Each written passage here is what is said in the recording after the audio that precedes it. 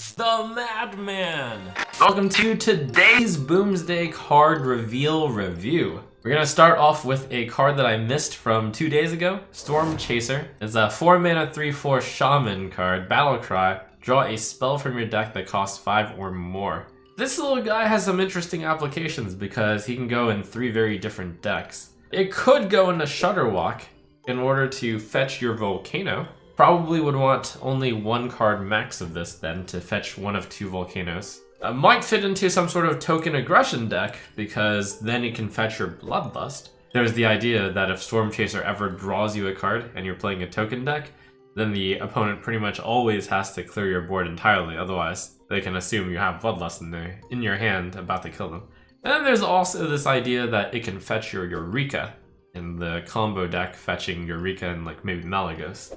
Next up, we've got the card that'll stop the horrific, overpowered mechs that we have. EMP Operative, 5 mana, 3/3. It's one of those safety valve cards where if Mech gets way too powerful, at least we have EMP Operative.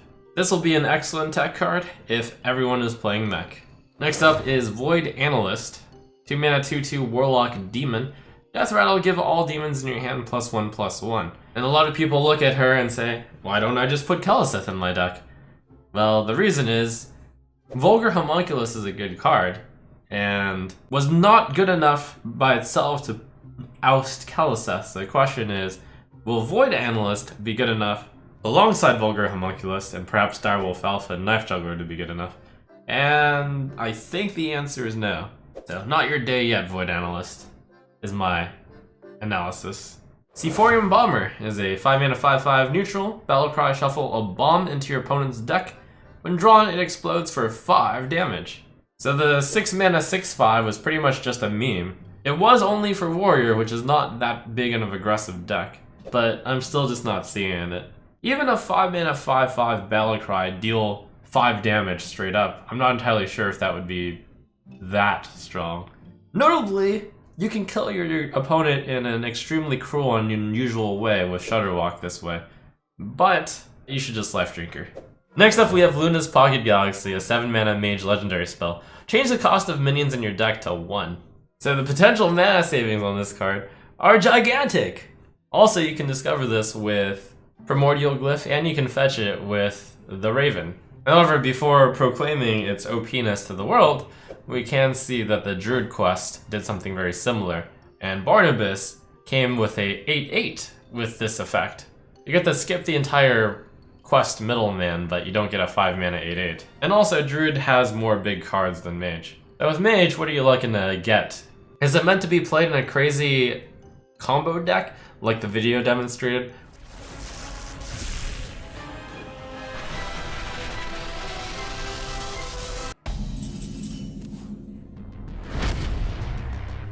Wow.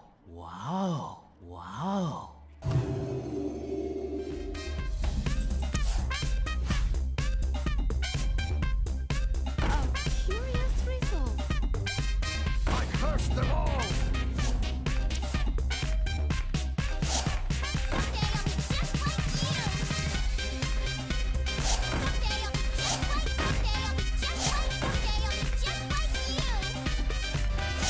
You require my assistance? Well played.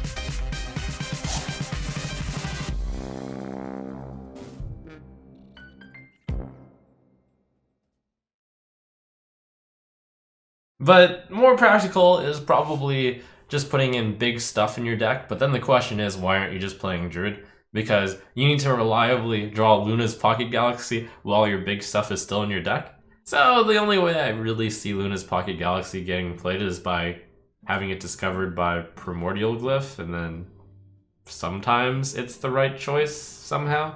And if you're trying to play Aluneth into Luna's Pocket Galaxy, boy does that seem bad to skip 2 of your turns. You could do it as early as turn 7, but skip turn 6, skip turn 7. One could say that that might be detrimental to your health. So fascinating card, good luck making it work. Next, we have another fascinating card, good luck making it work. Warlock's Legendary. 8 mana 5/5 Dr. Morrigan. Death Rattle, swap this with a minion from your deck. The stats aren't great, but it does have a pretty good Death Rattle. Or does it? What's the best case here? That you swap it with Void Lord, but you don't even guarantee to get the Void Lord. You could just use the Possessed Lackey for that instead. And Possessed Lackey costs 6 mana, not 8. So it seems like the real combo, and maybe the reason why it's priced at 8, is a natural combination with Baleful Banker. On 10 you play Dr. Morrigan, Baleful Banker, you shuffle Dr. Morrigan back in your deck, and then when Dr. Morrigan dies, you might get Dr. Morrigan back out from your deck and swap. In which case, it's kind of like the old Dreadsteed, except a 5/5, if it's somehow the only minion left in your deck. The problem is, eventually you end up drawing Dr. Morrigan from your deck, and then you stop that combo.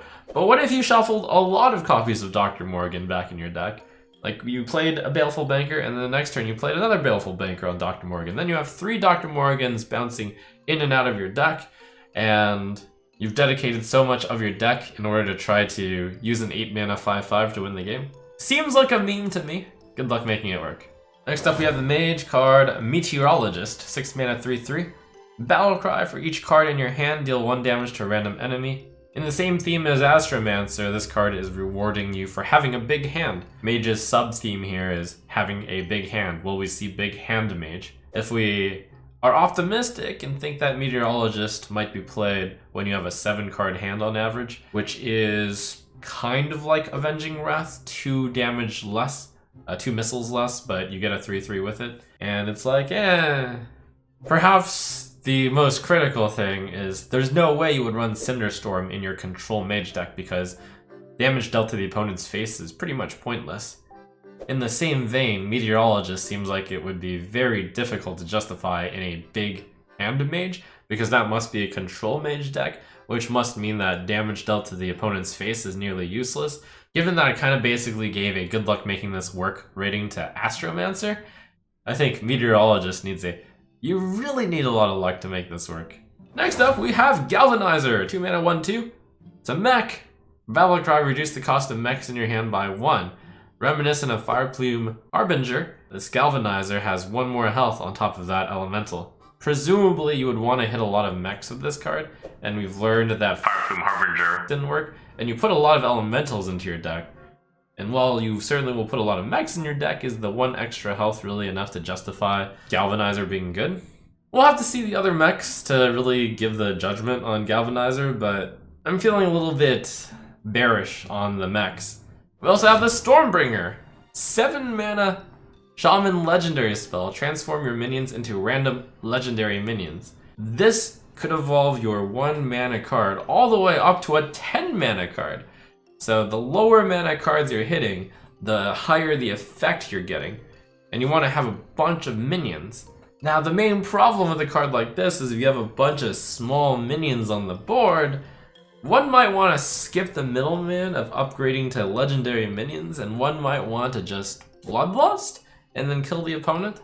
One interesting idea is you could have a board and then put Primal Talisman on all of them, trade your board in, and then when they're all crappy totems, you get ultimate value by playing the Stormbringer and then turning your trash totems into huge, hopefully, legendary minions. But then the question is, once again, why didn't you just Bloodlust with your original minions? Yeah, pretty meme card, good luck making it work. Next up we have a Paladin card, 4 mana Prismatic Lens. Draw a minion and a spell from your deck, swap their costs. So 4 mana draw 2 is not very good, but I would argue that the right card to compare this card with is Farsight. With Prismatic Lens, I would imagine that you're hopefully getting your minion reduced in cost by hopefully 4? And the idea then is it's slightly better than Farsight because not only is the mana reduction possibility higher, but you also get another card. And while this card is probably going to be wildly inefficient because it got ruined, it's still a card. And you would rather have that card in your hand than not have drawn most of the time. The way I see it is there are 2 extreme ways to use this card. One is you run a bunch of small secrets in your deck and you focus really on Prismatic Lens. Maybe you have the secret theme with it, and then you have Prismatic Lens as well as some high-end like Tyrion and the Lich King. You hope to high roll into the big cards, and then you play the big cards on the cheap, and that gets you through. But I'm also thinking just Control Paladin in general. It could always use more card draw, and in Control Paladin you're usually running small spells like Equality anyways, and you're not running that many big cards that are spells, so you just draw your Equality alongside your big card, like the Lich King or Tyrion, and then you have the potential of playing Lich King or Tyrion for 2 mana, and that's pretty incredible. And hey, if your Equality costs 8 mana, you still have a board clear with Pyromancer Equality. It just happens to cost 10 mana instead, but at this late game, that'll still be useful. And finally, we have Subject 9.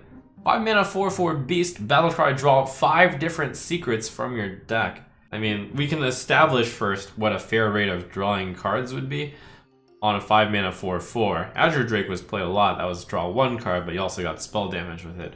So one could make the conclusion that 5 mana 4/4 draw 2 cards would be pretty good. We have an example of Ancient of Lore, which was nerfed. It was a 4/4, not a 5/5, but I'm pretty sure 5 mana 4/4 draw 2 would be widely played across pretty much every single deck in Hearthstone. Now the main problem is if you're running a spell paladin, those cards might really suck. But the good news is we just talked about Prismatic Lens, so maybe such a thing will work out. You run a bunch of paladin secrets, you run Subject 9, you draw 5. You can do Rogue, they have secrets, but both of those secrets suck. So I think the big possibility here is with Hunter, because Hunters have a lot of different secrets which are run.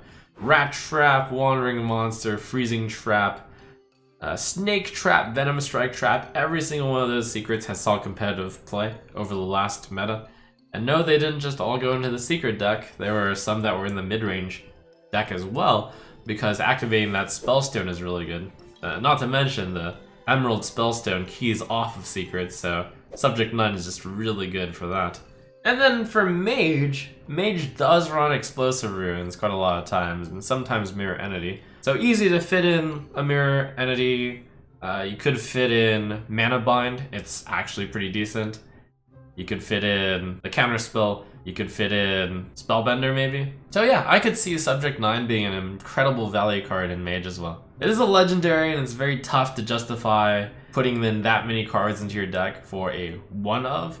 So Mage is probably a stretch, but Hunter I'm seeing just because you usually run those secrets anyways. So that's it for today. That was a lot of cards, a lot of meme cards, a lot of good luck making them work, but at least they're very flashy.